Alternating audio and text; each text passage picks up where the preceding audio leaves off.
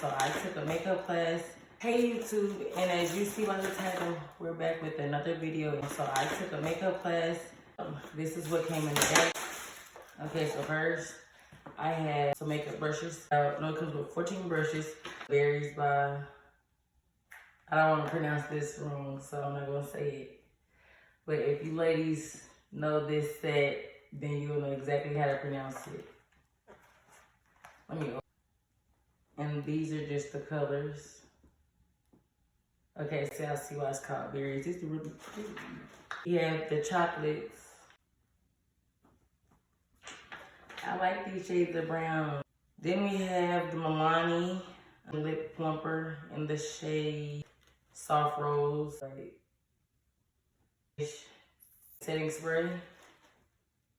A notebook and a pen. She gave us a little tray,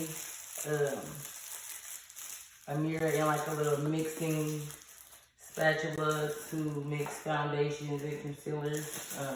A mini pack of makeup remover wipes. A pack of mink lashes. Oh, I didn't know this was in here. A beauty blender.